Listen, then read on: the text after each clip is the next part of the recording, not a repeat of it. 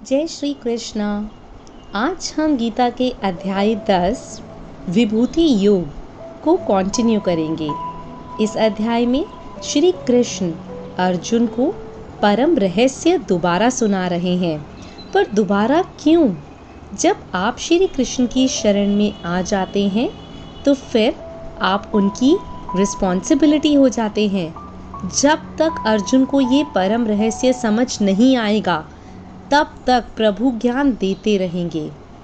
जैसे कि परीक्षा से पहले बार बार अभ्यास करना पड़ता है ताकि अच्छे से समझ में आ जाए, प्रभु भी यही चाहते हैं कि जो उनकी शरण में आ चुका है वो परीक्षा के समय किसी उलझन में ना रहे। तो अभ्यास ज़रूरी है।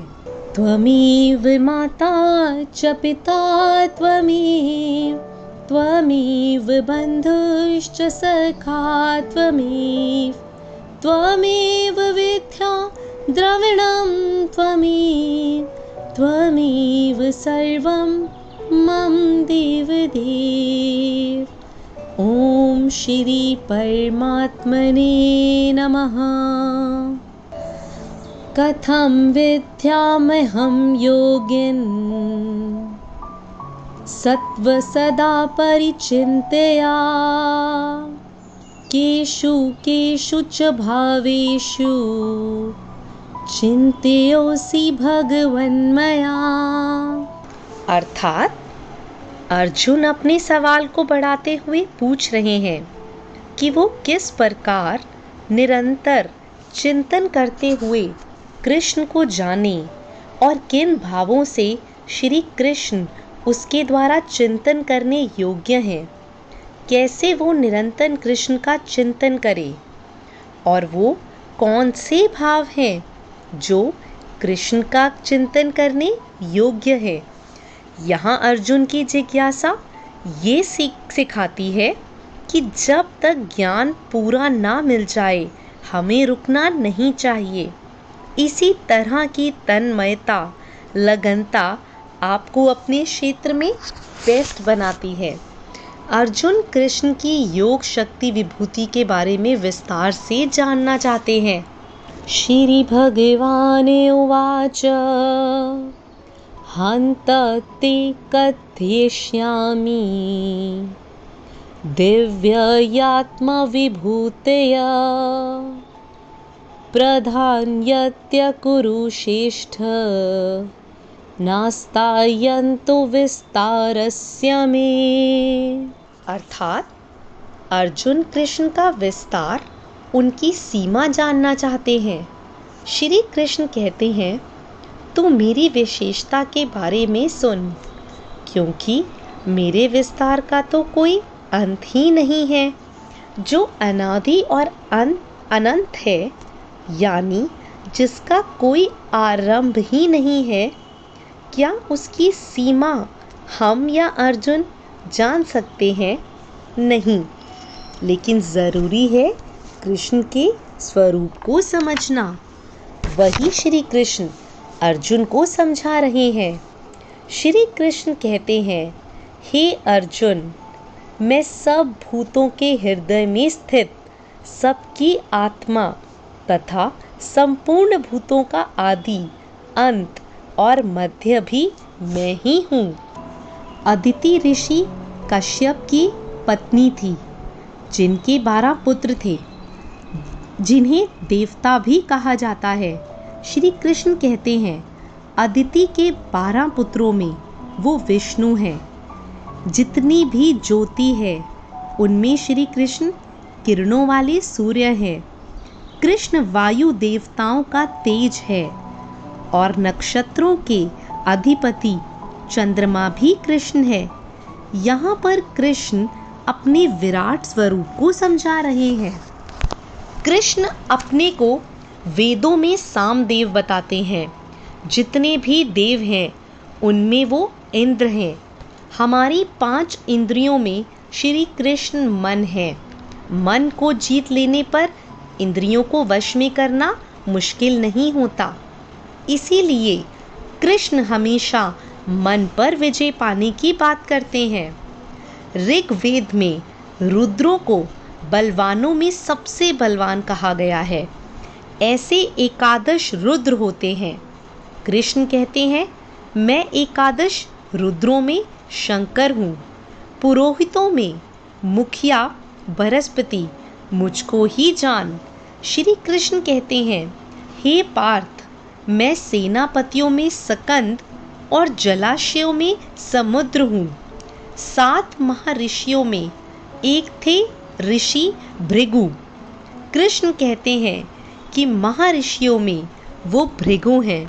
जितने भी वृक्ष हैं उनमें से श्री कृष्ण ने अपने आप को अक्षत्र कहा है, यानी कि पीपल। देवी देवताओं में श्री कृष्ण नारद मुनि हैं और गंधर्वों में चित्ररथ और सिद्धों में कपिल मुनि श्री कृष्ण ही हैं। हर एक अवस्था या वस्तुओं में जो सर्वश्रेष्ठ है वो ही श्री कृष्ण है। यज्ञ से सारा माहौल, सारा वातावरण शुद्ध हो जाता है। ऐसी पवित्र करने वाली वायु श्री कृष्ण है। जो शस्त्र उठाते हैं, युद्ध करते हैं, उनमें श्री कृष्ण राम है। आपने बहुत बड़े बड़े वेपन्स देखे होंगे युद्ध में या फिल्म्स में। पुराने समय में एक शस्त्र होता था वज्र, जिससे बड़ा कोई शस्त्र नहीं है। ये वज्र दधीचि ऋषि की अस्थियों से बना था, इसीलिए ये श्रेष्ठ था। सब शस्त्रों में श्री कृष्ण ही वज्र हैं। गायों में श्री कृष्ण कामधेनु हैं। श्री कृष्ण कहते हैं, नागों में मैं शेष नाग हूँ। पितरों में मैं श्री कृष्ण आर्यमान नामक पितृ हूँ। शासन करने वालों में यमराज श्री कृष्ण ही हैं। दैत्यों में श्री कृष्ण प्रहलाद हैं। पशुओं में श्री कृष्ण सिंह हैं और पक्षियों में गरुड़। इसी के साथ आज मैं भगवत गीता के अध्याय 10 को यहीं विराम देती हूँ। हरे कृष्णा। और एक छोटा सा प्रसंग आप सबके सामने रखना चाहती हूँ, जिसका शीर्षक है सफलता का रहस्य। एक बार एक नौजवान लड़के ने बुजुर्ग से पूछा कि सफलता का रहस्य आखिर क्या है। बुजुर्ग ने उस लड़के से कहा कि तुम कल मुझे नदी के किनारे मिलो। वो मिले। फिर बुजुर्ग ने नौजवान से उसके साथ नदी की तरफ बढ़ने को कहा और जब आगे बढ़ते बढ़ते पानी गले तक पहुंचने लगा, तभी अचानक बुजुर्ग ने उस लड़के का सर पकड़ के पानी में डुबो दिया। लड़का बाहर निकलने के लिए संघर्ष करने लगा, लेकिन बुजुर्ग ताकतवर था और उसे तब तक डुबोए रखा जब तक वो नीला नहीं पड़ने लगा। फिर बुजुर्ग ने उसका सर पानी से बाहर निकाल दिया और बाहर निकलते ही जो चीज़ उस लड़के ने सबसे पहले की वो थी हांफते हांफते तेजी से सांस लेना। बुजुर्ग ने पूछा, जब तुम वहाँ थे तो तुम सबसे ज़्यादा क्या चाहते थे? लड़के ने उत्तर दिया, सांस लेना।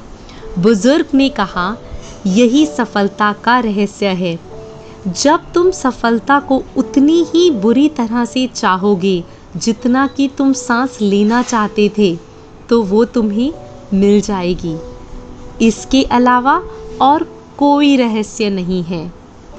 तो दोस्तों, जब आप सिर्फ और सिर्फ एक चीज़ चाहते हैं तो वो चीज़ आपको मिल जाती है। जैसे छोटे बच्चे को देख लीजिए, वे ना तो भूतकाल में जीते हैं और ना भविष्य में, वे हमेशा वर्तमान में जीते हैं। और जब उन्हें खेलने के लिए कोई खिलौना चाहिए होता है या खाने के लिए कोई चॉकलेट चाहिए होती है, तो उनका पूरा ध्यान, उनकी पूरी शक्ति बस उसी एक चीज़ को पाने में लग जाती है और वह उस चीज़ को पा लेते हैं। इसी प्रकार सफलता पाने के लिए एकाग्रता बहुत ज़रूरी है। सफलता को पाने की जो चाहत है, उसमें ईमानदारी होनी बहुत ज़रूरी है। और जब आप वो एकाग्रता और ईमानदारी पा लेते हैं तो सफलता आपको मिल ही जाती है। जय श्री कृष्णा।